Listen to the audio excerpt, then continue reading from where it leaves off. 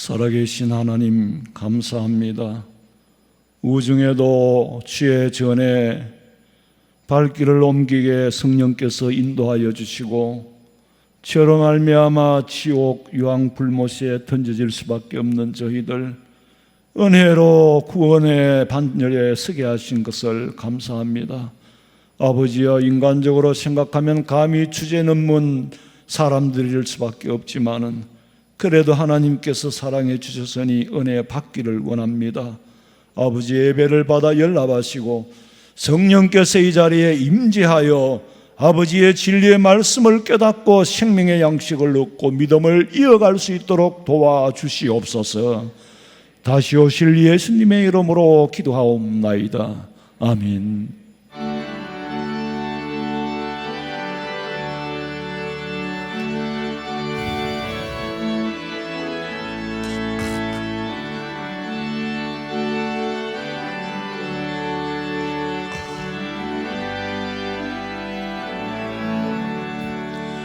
예수를 나의 구주 삼고 성령과 피로서 거듭나니 이 세상에서 내 영혼이 하늘의 영광 누리도다.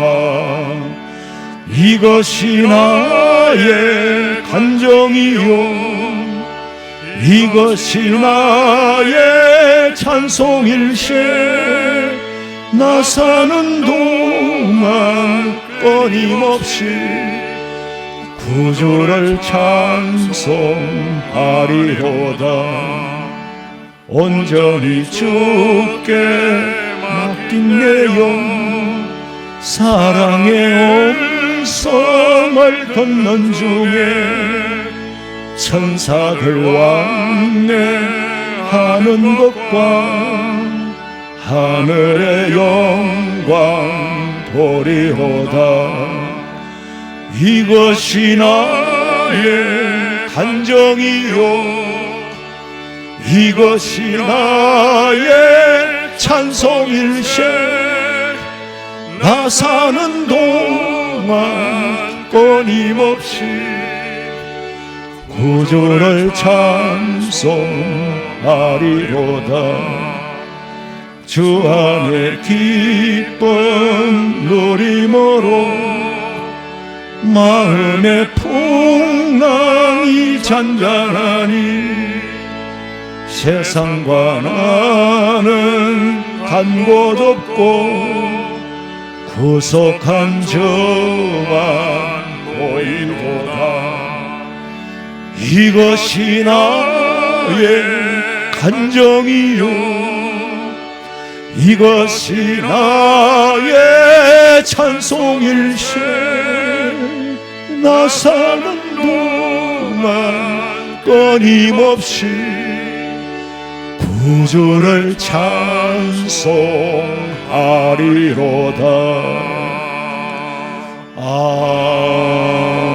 아멘.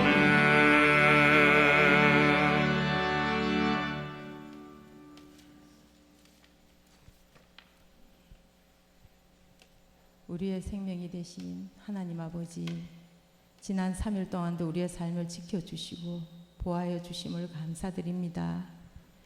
아버지, 저희들이 주님의 뜻을 따라 살려고 노력했지만 우리의 믿음이 약하여 넘어지며 또 내 마음대로 욕심을 부리며 행동했음을 이 시간 고백하오니 주님 용서하여 주시옵소서. 세상의 많은 유혹과 악한 정욕을 이길 수 있도록 저희들에게 말씀의 지혜와 능력을 주시옵소서. 그래서 이 세상에 살아갈 동안에 악인의 꾀를 쫓지 않게 하시고 죄인의 길에 서지 않게 하시며 오만한 자의 자리에 앉지 않게 붙들어 주시고 저희들을 늘 믿음으로 말씀으로 인도하여 주시옵소서. 오직 하나님의 말씀과 성령을 따라 살아갈 때에 우리 마음의 생각과 걸음을 주님께서 인도하여 주시옵소서. 하나님 아버지, 우리 교회 주일학교를 위해 기도합니다. 늘 애쓰시고 수고하시는 교육자님 그리고 여러 선생님께 하나님께서 크신 은혜를 베풀어 주시고 믿음과 열정을 주셔서 우리 교회 주일학교가 더욱 부흥성장하여 하나님께 기쁨이 되게 하여 주시옵소서. 직장으로, 학업으로, 타지에 있는 자녀들, 군 복무 중에 있는 우리 자녀들, 홍기에 있는 자녀들 늘 불꽃 같은 눈으로 지켜주시고 그들의 기도를 들어주시고 함께하여 주시고 장차 이 나라와 교회에 믿음의 큰 일꾼들이 될 수 있도록 주님 도와주시옵소서. 먼 타국에서 수고하시는 우리 선교사님들과 가족들을 늘 붙들어 주시고 하나님의 크신 계획을 이루어 가기에 부족함이 없도록 인도하여 주시옵소서. 우리 목사님 마음과 몸을 강건케 하시고 날마다 주님이 주시는 능력과 세임을 주셔서 기도하는 그 기도를 들어주시고 늘 하나님께서 함께하여 주시옵소서. 부교육자님께도 늘 같은 은혜로 베풀어 주시고 가정을 늘 지켜 주시옵소서. 저 사람 성가대의 찬양을 하나님께서 받아주시고 크신 은혜와 하나님의 축복이 늘 함께하기를 기도합니다. 이 시간 우리 목사님께서 말씀을 대언하실 때에 저희의 마음을 열어 하나님 말씀에 순종케 하시며 우리 마음에 깨달은 대로 하나님께 순종하는 삶을 살 수 있도록 주님 저희들에게 은혜를 베풀어 주시옵소서. 우리의 영원한 생명이 되시고 장차 다시 오실 예수님의 이름으로 기도합나이다. 아멘.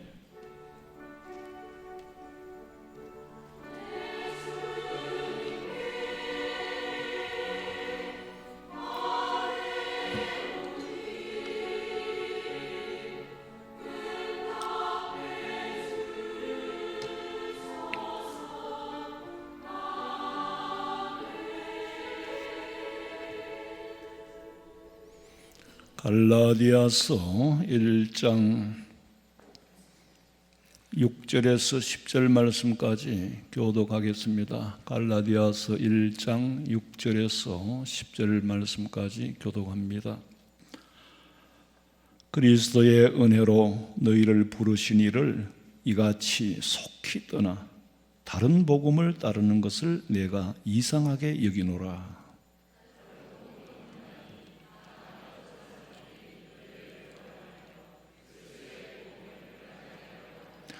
그러나 우리나 혹은 하늘로부터 온 천사라도 우리가 너희에게 전한 복음 외에 다른 복음을 전하면 저주를 받을지어다.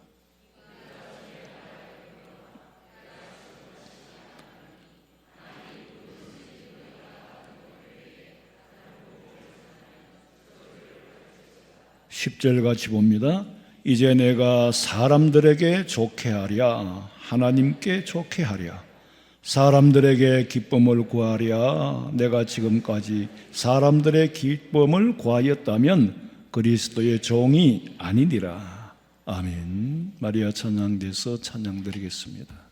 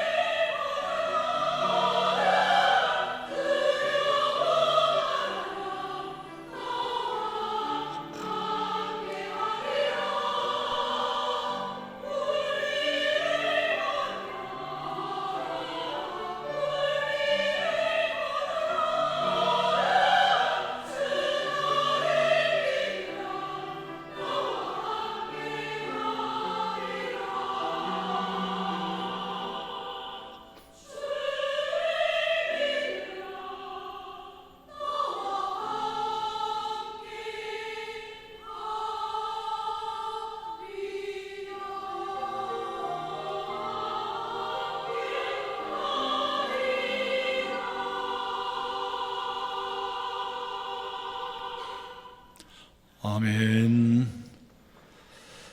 우리가 예수님 믿고 천국에 가야 되는데 천국에 갈 수 있는 방법은 오직 주님이 가르쳐 주신 복음, 은혜의 복음밖에 없다. 오늘 갈라디아서 1장 6절에서 10절까지 두 번째 강의인데, 사실 우리는 그대로 두면은 지옥 유황 불못에 던져져 영원히 고통받을 수밖에 없는 죄인들입니다. 그런데 하나님께서 조건 없이, 은혜는 누구 마음대로라고요? 받는 사람의 마음이 아니라 주는 사람에게 있는 거예요. 받는 사람이 자격이 있어가 주는 게 아니에요. 뭘 기대하고 주는 것도 아니에요. 공짜로 주는 거예요. 만약에 이게 대가를 요구한다면은, 예수님께서 십자가에서 내 죄와 죽음의 대가를 지불하지 않았더라면은 우리는 얻을 수도 없고, 또 이미 지불이 완불이 돼버렸어요. 결제가 나버렸어. 만약에 이게 주님이 지불하지 않으셨더라면 굉장히 부담이 될 거예요. 내가 이걸 어떻게 갚지? 내 공로는 없다. 구원의 대가는 예수님이 이미 지불하셨다. 부담 가지지 마라. 분명한 그거예요. 그래서 예수님께서 이 말씀을, 도대체 사람들은 자꾸 대가나 보상을 바라고 있기 때문에 철저하게 어떻게 하면 이걸 가르칠까? 바울 서신에 보면은 굉장히 이신덕이라는 신학적으로 믿음으로 오히려다함을 얻는 징이, 이걸 어떻게 설명을 할까?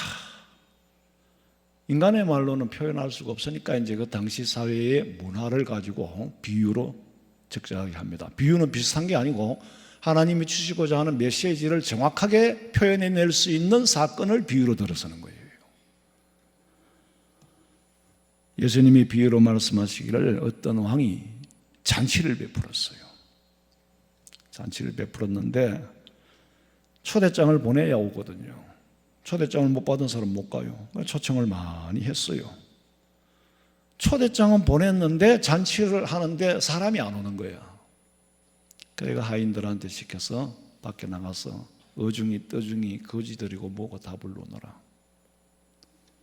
다 불러오너라. 그리고 이 자리를 채우라 그랬어.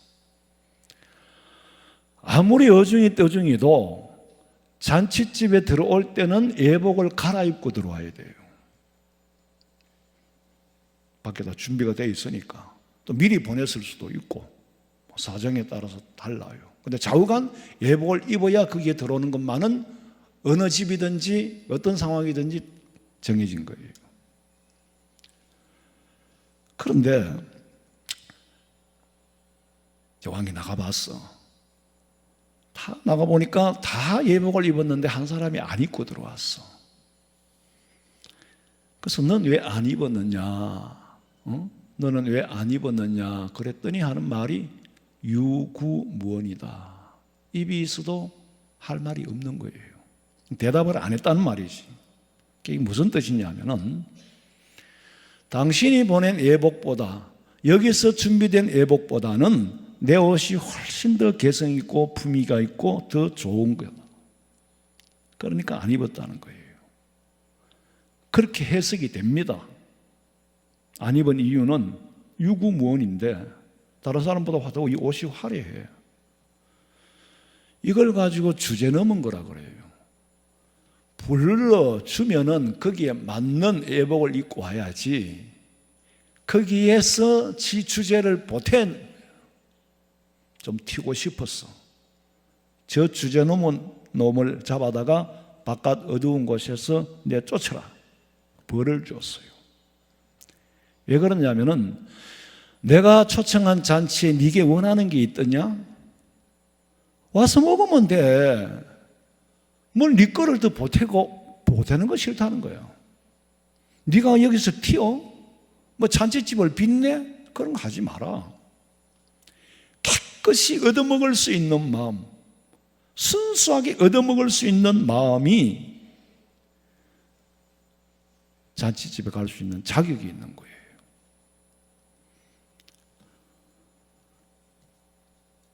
사실 결혼식에 가면서 신랑 신부보다 더 예쁘게 옷을 입을 수도 없겠지만은 만약에 입는다면 그건 결례예요. 혼주들보다 옷을 더 멋있게 입는 것도 사실은 결례예요. 근데 다 예쁘게 다 입고 있으니까 하객들이야 그보다 초월할 수가 없지요. 저는 예식장에 갈 때마다 매번 하는 일이지만은 이 어떤 색깔의 와이셔츠를 입어야 되나. 사실 남자들은 와이셔츠 색깔이 별로 여러 가지가 없어요.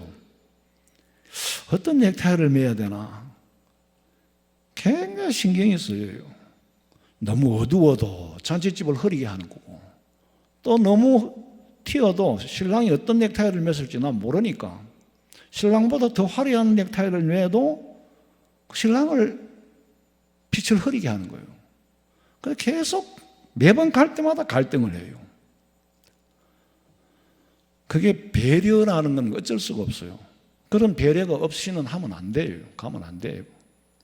그 어떤 때는 보면은 신랑 신부 입장하는데 그 덜러리들이 앞에 설 때도 있고 뒤에 설 때 주로 앞에 서 꽃가루를 뿌리면서 이렇게 오더라고. 근데 그 애들 덜러리 엄마 아빠는 가 사진을 찍는다고 이러고 막 온 하객들의 시선을 덜러리 애들한테로 다 끌어모아. 신랑 신부는 뒤에 줄줄 따라오고. 그거는 예의가 아니에요. 굉장한 결례입니다. 자기 아이들한테 시선을 끌게 하는 것은 신랑 신부의 빛을 다 빼버리는 거예요. 그러니까 저는 예식하면서 구질구질한 그런 거 자꾸 넣는 거 싫어해요. 왜 그러냐면은 노래를 잘 부르는 가수를 불러버리면 그 가수를 쳐다보고 박수만 치지 신랑 신부는 때깔이가 죽는다니까. 근데 사형사람들이 뭘 좀 잘해보겠다고 폼 한번 잡아보겠다고 가수를 불러가지고 그러면 그거는 신랑 신부가 때깔이 죽어요. 그날은 신랑 신부가 최고로 올라가야 돼요.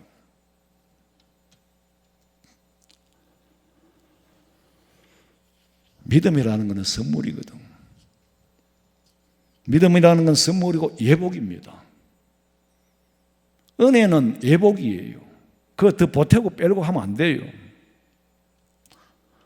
어쨌든 믿음은 선물이요 선물은 은혜다. 보태거나 빼지 마라. 1장 8절 읽어봐요.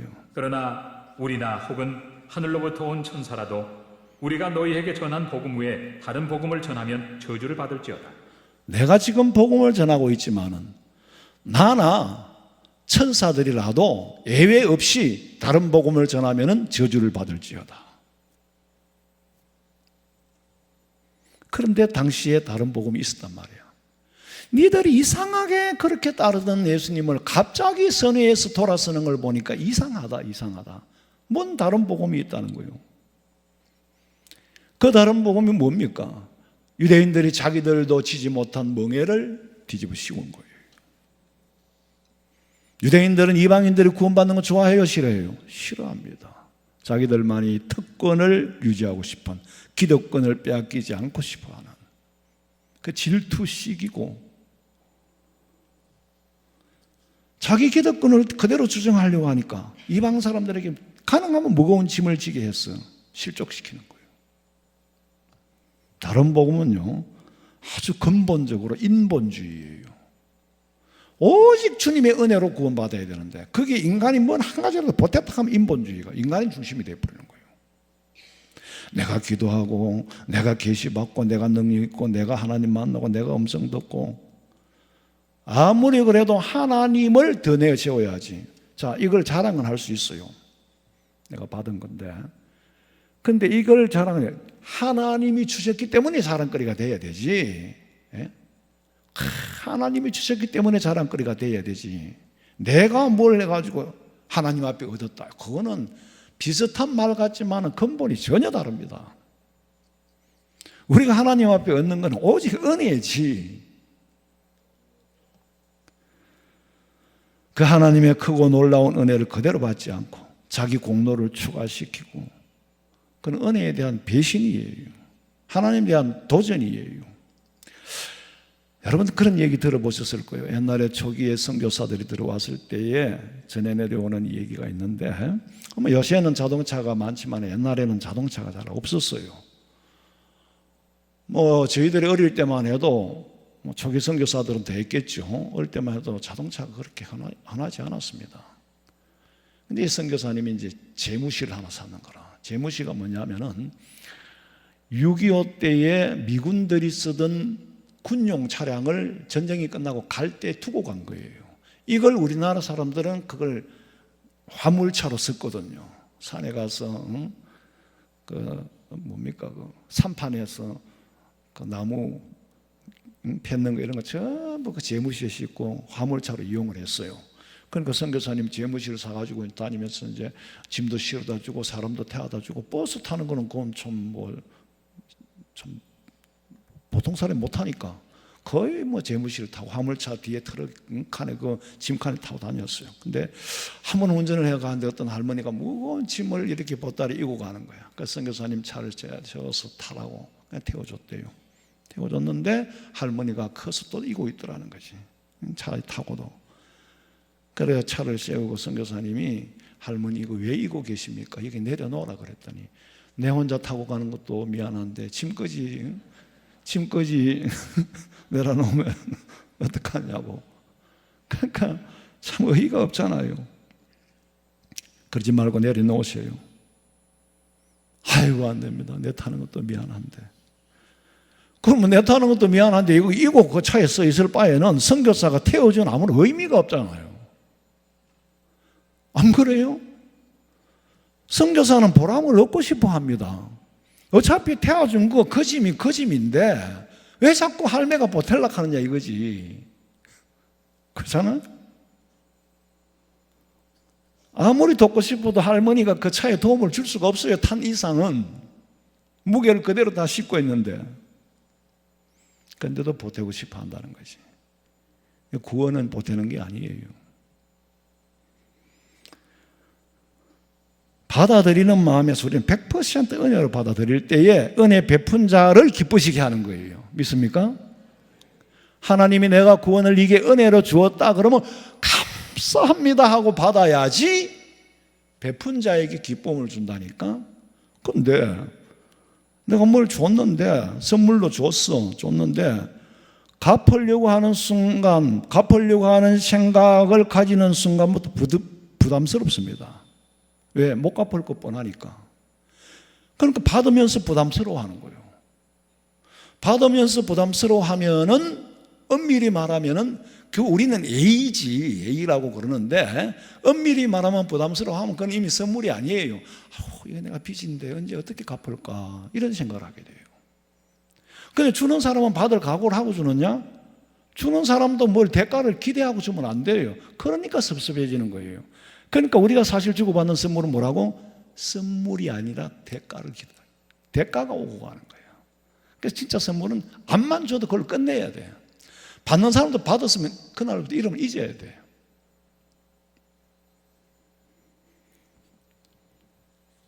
갚으려고 마음을 먹으니까 부담스럽고, 받으려고 마음을 먹으니까 섭섭해지는 거고, 그 선물성은 없어지는 거지. 은혜는 하나님이 주시는 은혜, 믿음은 선물인데 여기에 갚으려고 하지 말고, 하나님이 주시는 것은 내가 뭘 원해서 그랬으면 모르겠는데 주는 그분의 마음이지 내가 원해서가 아니었기 때문에 안 갚아도 돼요. 널 울어도 눈물로써 못 갚을 줄 알아. 몸 밖에 드릴 것 없어 이 몸 바칩니다. 우리가 주일학교 다닐 때 이 찬송을 지금도 부르지만은 그렇게 무슨 뜻인지도 다 모르면서도 그냥 찬송을 부르면 은혜가 돼요. 이제 나중에 커서 성경의 눈에 띄고 하니까 참으로 성경을 연구하면 연구할수록 찬송과 가사가 굉장히 성경적이더라고. 굉장히 정말 아주 성경 100%는 아니겠지만은 아주 성경적이에요. 신학이 담긴 찬송가. 우리는 은혜를 전적으로 공짜로 받을 수 있는 마음을 가진 자가 순수한 믿음의 사람인 줄 믿으시기 바랍니다. 거기 뭐 내가 뭘 봉사를 하고 충성을 해가지고 받을 거 자격이 좀 안 있겠나, 뭐 헌금을 많이 했으니까 좀 안 있겠나, 이런 생각을 했어요. 빼라고. 그거는 공로에 행위록에 기록돼서 상급을 받을 일이지 은혜하고는 상관없다. 너 10억을 냈는데, 그래 그럼 10억 갖고 가. 넌 뭘 잘못 알고 있어. 은혜는 돈 주고 사는 게 아니야. 네가 10억을 헌금을 했으면 그거는 행위록에 기록이 될 거고 상급은 있겠지. 복은 받겠지. 근데 은혜는 그건 아니야. 은혜는 그거 안 팔아. 하나님이 자기 아들 독생자 예수님을 이 땅에 보내서 사실은 하나님 본체, 하나님 자기가 죽으면서 산 생명을 뭔 돈을 보태요. 마르틴 루터가 쓴 글 중에는 이런 게 있어요. 흰 마귀가 있고 검은 마귀가 있대. 그 루터의 글에 보면 마귀라는 말을 참 많이 써요. 그래서 루터는 마귀를 보기도 잘하고 마귀를 보고 소리도 지르고 마귀를 보고 잉커병도 던지고 그랬대요. 마귀를 잘 보는 사람이 있는 모양이에요. 못 본 내가 할 말은 없어요. 제가 대명동서 사역할 때에 그 지하실에서 저녁마다 기도하는 기도팀들이 있었어요. 나는 뭐 그 위에 이제 조그마한 위에 그 2층 사택에 살았는데 몇 번이나 그랬어요. 집사님이 찾아오셔가지고 목사님, 제일 가까우니까 막 문을 두드려요. 자는데 밤중에 자는데 문을 두드려요. 그래 깜짝 놀라서 나가보면 지금 지하실에 마귀가 5마리 와가 있다는 거예요. 5마리 와가 있는데 목사님 가서 쫓아내야 된다요. 내가 가면 없어. 내 눈에는 안 보이는데요 하니까 방금 있었는데 목사님 들어오고 나갔다는 거예요. 이게 한 번이면 뭘 헛걸 받거나 그러는데 여러 번 그래요. 또 같이 본 사람도 있대요. 그 지하실 기도팀들이 있었거든. 뭐 하여튼 봤다니까 뭐 안 보고야 봤다 하겠나. 뭘 봐도 봤길래 봤다 하지. 근데 마르틴 루터가 마귀를 많이 봤대. 자기 눈에는 보이니까 잉커병을 던지고 막 그렇게 했겠지. 근데 검은 마귀는 뭐냐면 세상 마귀고 흰 마귀는 뭐냐면 교회에 들어와 있는 마귀래. 교회에 들어와 있는 마귀는 뭐냐면 잘 믿는 척하면서 자기 공로를 내세우고 예수님의 공을 부인하는 사람. 그러니까 자기 공로를 내세우는 만큼 예수님의 공로가 부인되는 거지. 그리고 교회를 교란시키는 사람. 성경에도 그럽니다. 교란하는 자가 있다 그랬어. 교란시키는 자가 흰 마귀요. 밖에 있는 마귀는 검은 마귀요. 흰 마귀가 하는 일은 남의 신앙을 흔들어서 믿는 사람의 마음을 시험에 빠뜨리는 것이 흰 마귀가 하는 짓이다. 마르틴 루터가 한 말이에요. 가장 잘 믿는 것으로 착각할 때 흰 마귀가 들어간대. 그러니까 여러분 흰 마귀가 들어가지 않도록 잘 믿는 척 하지 마세요. 항상 부족하다고 생각하고. 그래서 이런 다른 복음을 받고 미혹돼서는 안 된다. 이 바울은 여기에 대해서는 단호하게 다른 복음은 없다. 구원의 길은 오직 예수다. 이거는 여기서 뭐가 보태거나 빼면 저주를 받을지어다. 내가 전한다 해도 내가 저주를 받는다. 아주 막 그냥 아주 단호해요. 막 천벌을 받아라. 막 이런 거예요. 그냥 딴소리 하는 사람 천벌 받아라. 그게 뭐냐면은 복음의 절대성을 말하기 위해서 다원적인 건 용납하지 않는다. 여기도 구원이 있고 저기도 구원이 있고 그건 용납이 안 된다. 천주교에서 보면 현수막 다루는 거 보면 그거 점 하나만 더 찍으면 옆으로 찍으면 되는데 천주교의 현수막에 보세요. 하나님이라고 절대로 안 적습니다. 뭐라고 적어놨어요? 하느님이라고 적습니다. 그 천주교가 종교다원주의에 앞장서는 것은 사실 로마의 다신교의 기독교 복음이 전해졌거든요. 그러니까 그 사람들은 정치적으로 교회를 활용하는 거지, 교권을 가지고. 그 옳은 예수 믿는 거 아니거든. 천주교는 예수 믿는 게 아니에요. 그거는. 그 사람들도 물어보세요. 왜 우리가 예수를 안 믿어? 우리 예수 믿는다 그래요. 예수님 믿고 구원받지. 예수님 십자가에 피 흘려 돌아가셨는데 거기까지 믿어요. 문제는 예수님의 어머니 마리아를 더 섬긴다는 거지. 마리아는 사람이에요. 육신의 몸을 가진 사람이에요. 사람을 예수님 위에 얹어놓는 거예요. 말은 예수 믿는다고 합니다. 천주교는 예수를 안 믿잖아. 그러면 큰일 나요. 예수를 믿는다 한다니까? 중요한 건 또 뭐요? 예수를 믿는데 딴 거를 믿어도 구원은 받는다. 자기들이 그 말은 안 해요. 딴 거를 믿어도 구원을 받는다는 의식을 가지고 있다 이 말이에요. 그런데 예수님께서 우리에게 가르쳐 주시는 말씀은 다른 데는 구원이 없다. 마리아가 왜 거기 끼어드나? 천주교 가보시면 예수님이 있는가? 전 마리아밖에 없어요. 하나님이라고 합니까? 아니에요. 하느님이에요. 그게 그 글자 하나에 대단 많은 뜻을 함축하고 있고 내포하고 있고 그게 종교다원주의의 원흉이고 적그리스도의 원흉입니다. 그러니까 복음에는 절대로 타협할 수 없다. 바울은 이 말을 계속하는 거예요. 그러기 때문에 우리는 순교를 하는 거야. 니들처럼 타협을 하고 그래 너도 그것도 구원 있고 저도 구원 있고 뭐 다 있다 하면은 뭐 굳이 내가 예수 믿을 거 뭐 있나? 예수 믿으면 죽인다 하는데 나 천당 가면 예수 믿어야 천당 가는데 그럼 야 딴 거 믿어도 있어. 그러면 순교할 이유가 없습니다. 타협을 하면 순교할 이유가 없어요. 그래서 기독교는 순교적인 종교예요. 종교는 아니고 기독교를 종교라 갈 당연한 거지. 하나님 우리를 순교시키는 게 아니고 내가 믿음 안 뺏기기 위해서 죽이면 죽으라는 것이. 나 죽어도 믿음은 못 뺏긴다. 믿음 뺏기고 지옥 가느니 믿음 가지고 천당 가야지. 그래서 순교하는 거예요. 한치 양보가 있으면 순교를 못 해요. 거짓말로라도 안 믿는다고 해라. 나 거짓말 못 한다. 하나님이 나한테 거짓말을 안 했기 때문에 순교자 폴리갑은 나이가 84세가 되었어도 그렇게 믿음을 지킨 거예요. 그래서 서머나교회는 아직도 살아있는 거예요. 바울이 그랬어요. 전도할 때 헬라 사람에게는 헬라 사람한테 맞는 거, 이스라엘에 가서는 유대인들의 풍속을 다 받아들였어요. 지식인한테는 지식이 있는 것처럼 또 없는 사람한테는 없는 사람인 것처럼 선교적인 차원에서 다 그 문화에 맞게끔 하는데 단 한 가지 안 되는 것은 복음에 관하여서는 절대 양보가 안 된다.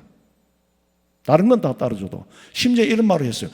만약에 고기 먹는 게 문제가 된다면은 나는 영원히 고기를 먹지 않는다.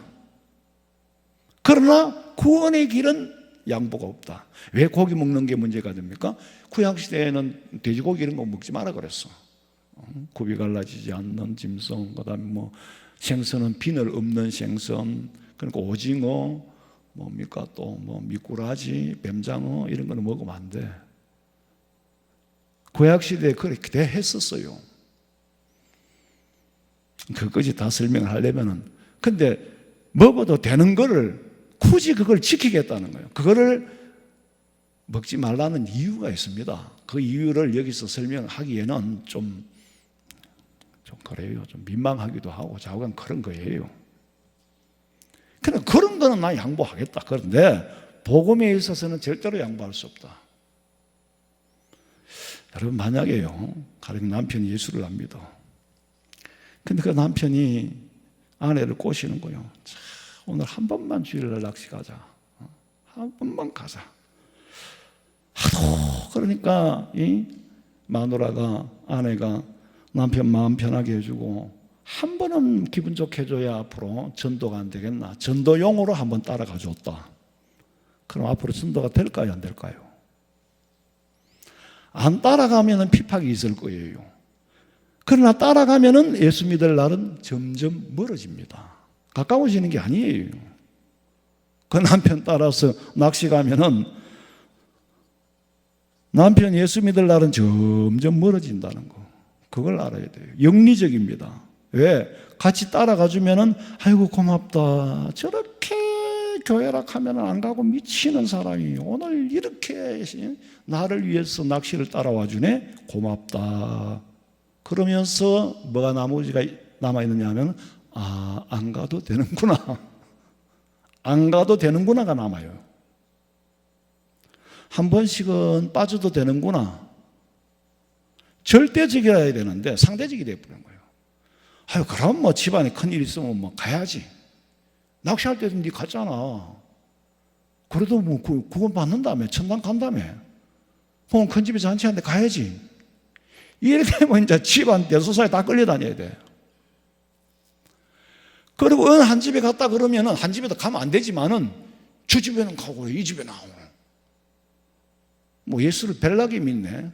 저 집 가는 날은 괜찮고 뭐 우리 집 오는 날은 안 되는가? 그때부터는 예수 믿기가 상당히 어려워져요. 그래서 신앙에 관한 건 절대적이라 해야 된다. 예수 잘 믿는 사람이 전도를 하면은 전도 받은 사람도 꼭 자기 전도한 사람처럼 그렇게 믿어요. 근데 어중간한 사람이 전도해 놓으면 전도 받은 사람도 어중간해요. 그래서 제가 뭐라 그랬죠? 어중간한 사람 전도하라 하지 마라. 하지 마라. 차라리 실족해 한다. 때가 되면 옳은 사람이 전도를 해가. 예? 확실한 걸 보여줘야지. 옛날에 신사참배 문제 때문에 참 어지럽고 복잡했을 때에 신사참배를 거절하고 나가서 죽어야 되나? 아니면은 신사참배를 하고 가정을 지켜야 되냐? 아버지 노릇을 잘 해야 되느냐? 주로 이제 신사참배 문제는 이제 목사님들이 가장 그게 큰 난제였어요. 어떤 사모님이 그랬대요. 남편 목사님한테. 당신이 만약에 변절되고 감옥에서 나와가지고 신사참배하고 우리한테 와가지고 같이 살면은 아버지 노릇은 잘할는지 몰라도 애들은 예수를 안 믿을 겁니다. 만약에 당신이 감옥에서 죽으면은 애들은 목사가 될 겁니다. 그 독실한 생명력이 있어야 된다 이거예요. 사도행전 4장 12절. 다른 이로서는 구원을 받을 수 없나니 천하 사람 중에 구원을 받을 만한 다른 이름을 우리에게 주신 일이 없습니다. 복음은 절대적이기 때문에 바울이 내가 그리스도의 종이 됐다. 복음이 절대적인 것이 아니라면 내가 그리스도의 종이 될 리도 없고 되고 싶지도 않고 될 수도 없고 뭐 때문에 되나? 복음이 절대성 때문에 내가 그리스도의 종이 되었다라고 바울은 고백합니다. 종교개혁지이고 장로교가 만들어졌던 스코틀랜드 거기에 이제 많이 가요. 총회교육부에서도 가고 그러는데 저는 한 번도 가본 적이 없는데 거기 갔다 오신 목사님들 중에 그런 말을 해요. 그 스코틀랜드에 교회 묘지에 갔는데 그 이제 그 교육상 걸로 이제 코스를 인도를 했겠죠. 교회 묘지에 데리고 가더라는 거요. 가서 이제 충견비 개무덤의 피석을 보여주더래요.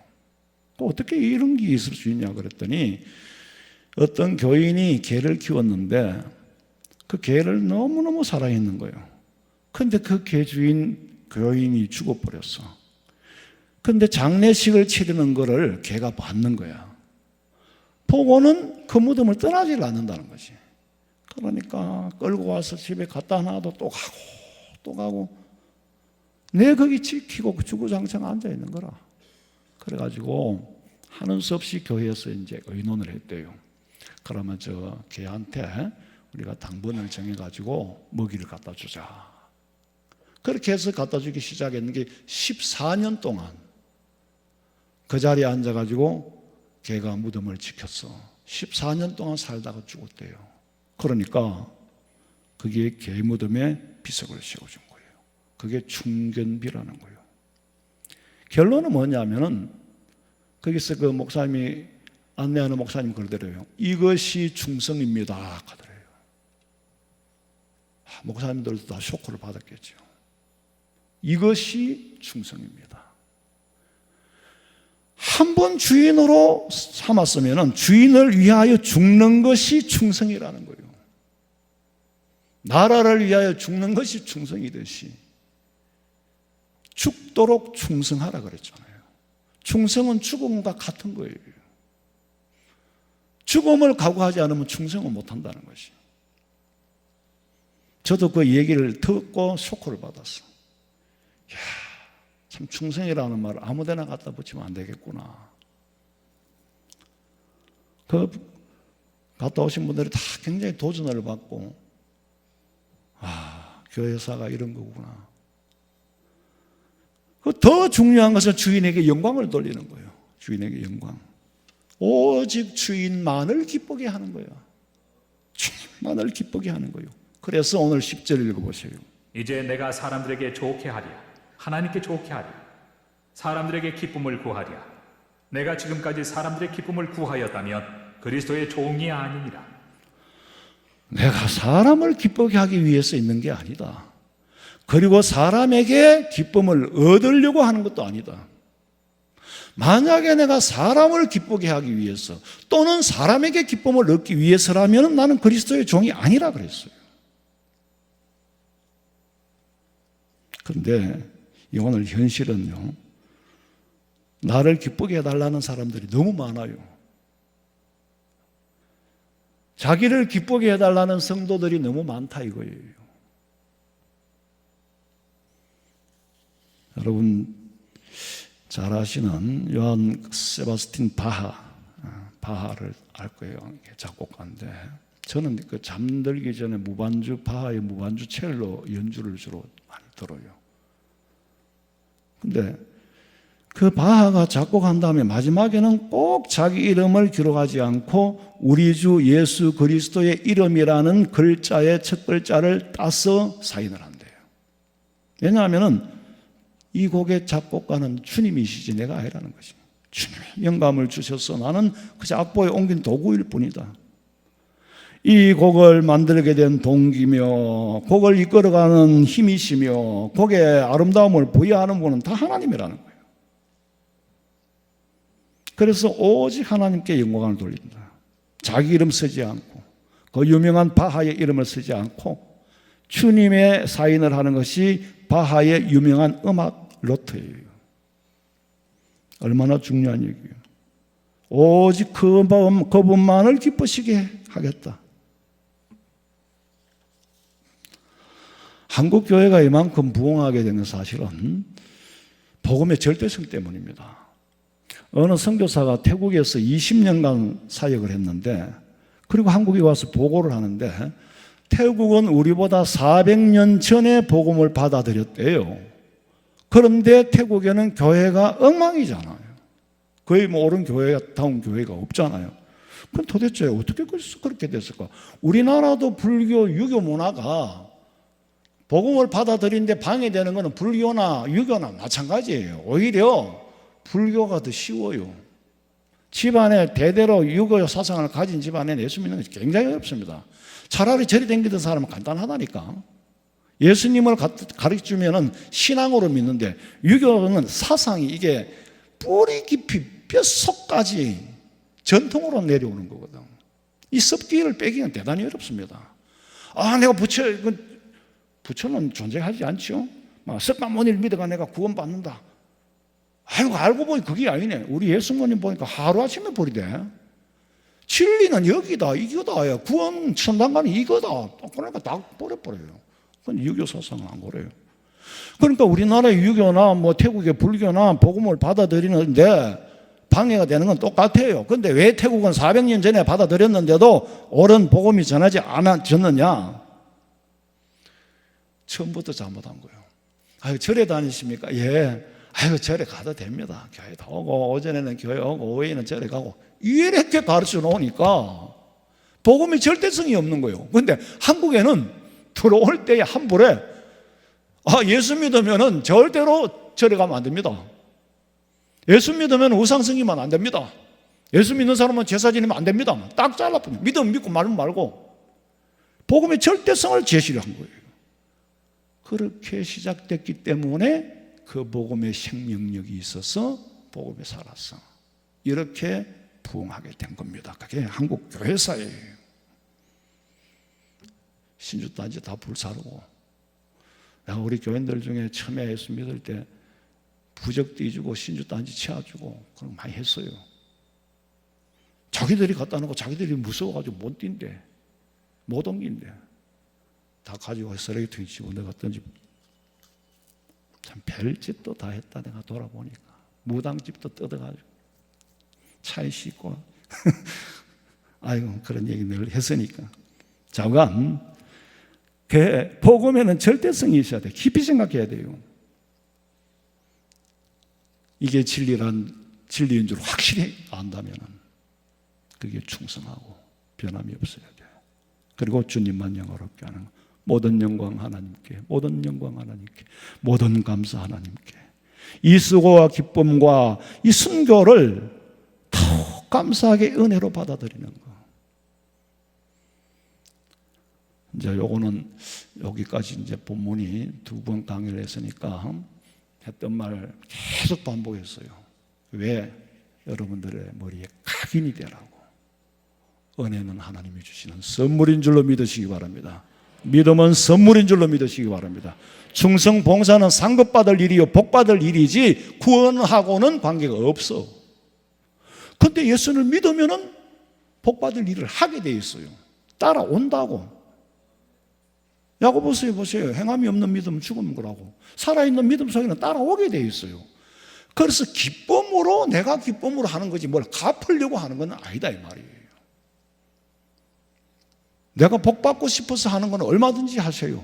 그러나 구원해 주었으니까 내가 뭘 갚아야지, 그건 아니라는 거죠.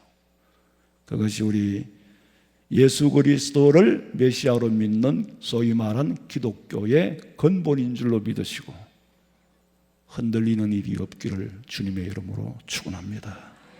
살아계신 아버지 하나님, 웬 은혜인지 웬 사랑인지 조건 없이 하나님이 주셨기 때문에 우리는 아무 영문도 모릅니다. 그러나 감사할 수밖에 없습니다. 그러면서도 갚을 수도 없는 것이 하나님 주신 선물인데, 주의 영광을 위하여 기뻐하며 살고, 주의 영광을 위하여, 내 주인을 위하여 그야말로 충성할 수 있는, 생명도 아끼지 아니할 수 있는 그런 믿음 주시옵소서. 다시 오실 예수님의 이름으로 기도하옵나이다. 아멘.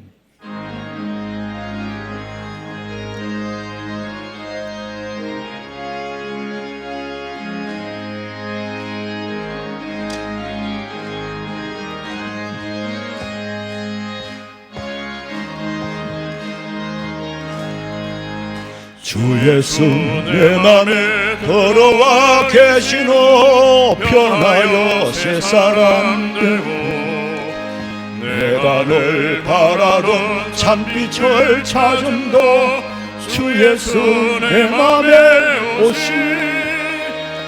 주 예수 내 맘에 오시. 주 예수 내 맘에 오시. 물밀던 내 맘에 기쁨이 넘치면 주 예수 내 맘에 오시.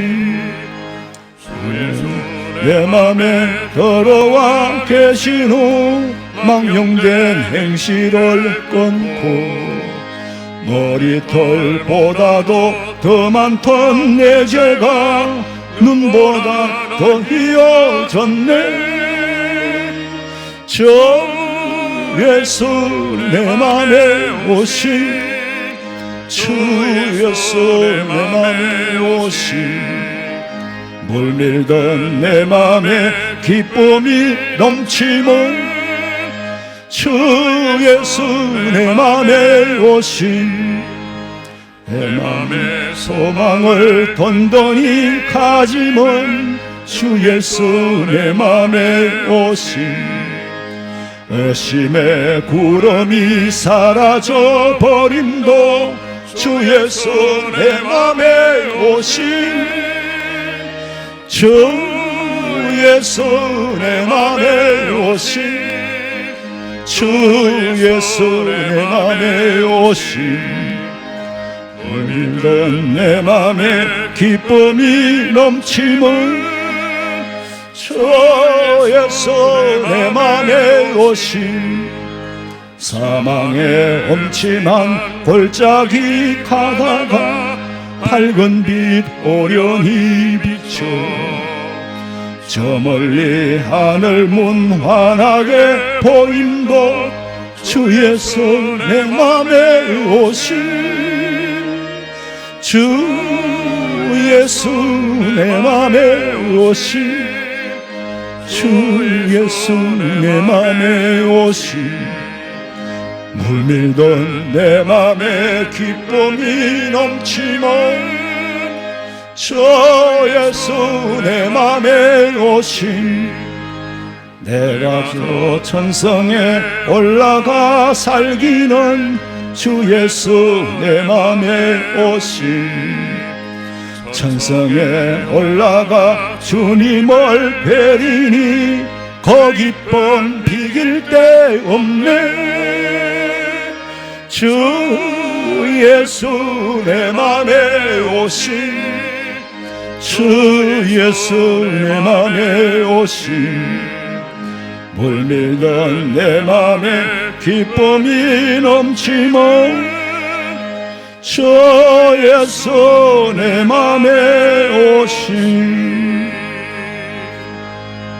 예물 드렸습니다. 11조 감사헌금 장학헌금 드렸습니다. 기도드리겠습니다. 하나님 감사합니다.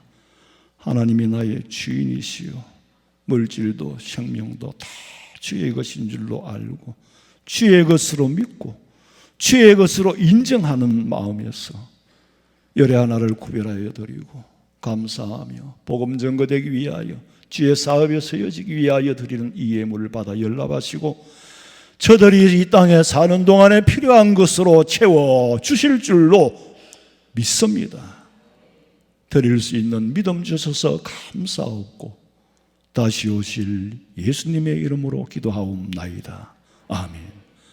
지금은 우리 주 예수 그리스도의 은혜와 하나님 우리 아버지의 그 놀라우신 사랑과 성령의 위로하심과 교통하심이 주의 전에 나와 오직 다른 복음이 없는 줄로 믿고 예수 그리스도로만이 구원 얻을 줄로 믿는 우리 성도들의 머리 위에 가정과 직장과 사업장과 자녀들의 앞길 위에 지금으로부터 영원토록 함께 있을지어다. 아멘. 아버지 믿습니다.